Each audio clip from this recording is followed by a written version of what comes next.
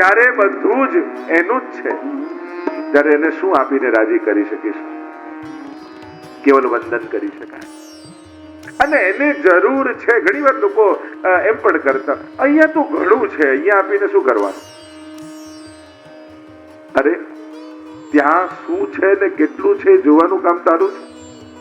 પાત્ર જોઈને એ તો કોઈ ગરીબને અપાય, એને દાન કહેવાય. સેવા સામેવાળા પાસે કેટલું છે એ જોઈને ન કરાય. આ તો આપણને કરવાનો અવસર મળ્યો એ સૌભાગ્ય મનાય. આ રીતે વિચાર કરી કરીને કરો તો જીવનમાં ક્યારેય સેવા નહીં કરી શકો. આને જરૂર છે કે નહીં એ જે કરાય એને દાન કહેવાય. પણ ઠાકોરજીને પાસે કેટલું છે એવું વિચાર કરીને સેવા કરશો તો તમારો સેવક ધર્મ ચૂકી જશો. એને તો જેટલું કરીએ એટલું ઓછું છે. આપણને સૌભાગ્ય મળ્યું કે યત્કિંચિત એની સેવા કરવાનો આપણને અવસર મળ્યો. વૈષ્ણવી વૃત્તિ તો આવી છે. એ તો આજકાલ આપણે એ જોવા, અહીંયા તો ઘણું છે, અહીંયા તો આમ ઘણું છે. અરે અહીંયા નહીં હોય તો બીજે ક્યાં હશે? અને અહીંયા જ હોવું જોઈએ, કારણ કે આ બધાને યોગ્ય ને લાયક એ જ છે. માણસને તો થોડું મળે તો એનો બગાડ જ થાય, અને ખરેખર એનું જ હોય છે. તમે કોઈ સોનાનો હાર ઠાકોર ધર્યો છે, સોનું એ કોનું છે? એ બનાવવાની બુદ્ધિ પણ કોણે આપી? ખરેખર એની વસ્તુ એને પહોંચાડીએ છે ને વચ્ચે કટકી માણસ કરે છે. જોવા જાવ તો ખદાનમાંથી સોનું નીકળ્યું એટલે ખદાન વાળો કમાયો, મજૂર કમાયો, આવ્યો રિફાઇનરીમાં, રિફાઇન વાળો કમાયો, ત્યાંથી આવ્યો સોની ને ત્યાં સોની કમાયો, કારીગરે હાર બનાવ્યો એ કમાયો, અને ભગવાનને કોઈ ખરીદીને ધર્યું, ભગવાનનું સોનું ભગવાન સુધી પહોંચ્યું, અને વચ્ચે માણસે કટકી કરી દીધી. મૂળ વાત તો એ જ છે. એની જ વસ્તુ એના સુધી પહોંચાડવાની છે. અને આપણને એમ થાય કે ભગવાનને પહોંચ્યું, એને ક્યાં જરૂર છે, એને શું જરૂર? અરે એનું જ છે, એ જ લાયક છે. આની સફળતા એના ચરણોમાં જ છે. શ્રી કૃષ્ણાય વયમ નમઃ. બીજા શ્લોકમાં સુખદેવજીને વંદન કર્યા.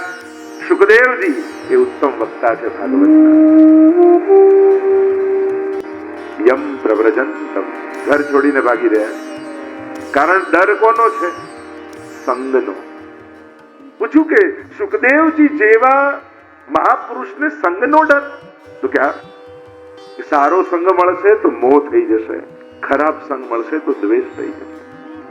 બંને સંગ બાંધનારા છે ભક્તોને. તો જો લોકો નિંદા કરીને જ આપણું મન બગાડતા નથી, પ્રશંસા કરીને બગાડી જતા રહે. ઘણા આપણને એમ લાગે આપણા માટે ખોટું બોલ્યો ને આમ આપણું તો મૂળ જ જતો રહ્યો, મન જ બગડી ગયો. અરે ના, ઘણાએ વખાણ કરીને મન બગાડીને જતા રહ્યા, કારણ કે એ અહંકાર આપતો ગયો, પેલો ક્લેશ આપતો ગયો, પેલો અહંકાર આપતો ગયો. બંને રીતે મન બગડે.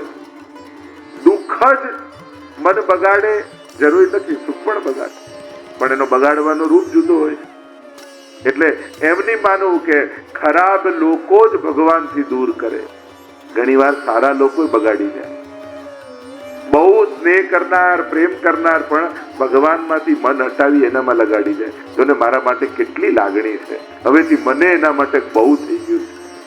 જે દિવસે જેના માટે બહુ આપણને થઈ જાય તેટલું ભગવાનમાંથી મન ગયું, આપણો મોહ વધારીને ગયો. એટલે એમ નહીં બગાડું કે જે સંબંધો બગાડીને ગયો એ જ આપણું અકલ્યાણ કરીને ગયો. ઘણી વાર બહુ સંબંધો સુધારીને જાય એ મનમાં વસીને જતા હોય છે. એટલી દિલમાં જગ્યા એ લોકો રોકી લેતા હોય છે. પ્રભુ માટે એટલી જગ્યા ઓછી થઈ જાય છે, કારણ કે એને એટલો પાર્ટ રોકી લીધો. તો વાત તો એવી જ છે, ભગવતી જે જીવ છે જેને કેવલ પરમાત્માને જ પામવા છે. આ તો એમની કથા છે ને, નિવૃત્ત તરસૈર્ભગીય, જેની સર્વ તૃષ્ણાઓ સમાપ્ત થઈ ગઈ છે, એના માટેની આ કથા છે. ભાગવતની કથાને ઘણી વાર આપણી જોડે આત્મસાત કરવા જઈએ ને આમ લાગે આવું તો કઈ હોતું હશે, આમ તો કઈ થતું હશે. પણ આ કથા કયા લેવલ પર ગાનારા કોણ છે, કહેનારા કોણ છે, સાંભળનારા કોણ છે, કોના માટે કહેવાઈ રહી છે, એ જયારે લેવલની વાત કરો ત્યારે એ પરમહંસોની સહિતા. યમ પ્રવ્રજંતમ, ઘર છોડીને ભાગી રહ્યા છે. પાછળ પાછળ વ્યાસજી આવે છે. હે પુત્ર કરતા કરતા વ્યાસજી એમની પાછળ દોડે છે. પણ જવાબ સુખદેવજી નથી આવ્યો. અનુપેતમ અપેત કૃત્યમ જેની કોઈ ઈચ્છા નથી, જેને કોઈ આકાંક્ષા નથી, જેને કંઈ પામવાની લાલસા નથી, એવા સુખદેવ.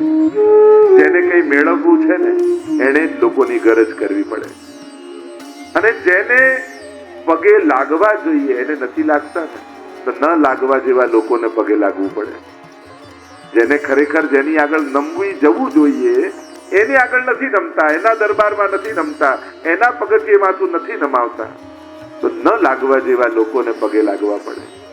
ખરેખર લાગવા જેવા તો પરમાત્મા, સિર તો પરમાત્માની આગળ ઝુકાવવા યોગ્ય છે. એમાં જ આની સર્વોચ્ચ ઊંચાઈ છે, આમાં જ એનું સફળતા છે.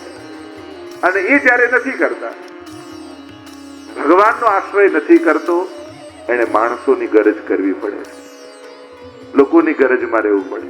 આ મદદે નહીં આવે તો, આ સાથ નહીં આપે તો, આ સપોર્ટ નહીં કરે તો, આ મારી પક્ષમાં નહીં બોલે તો.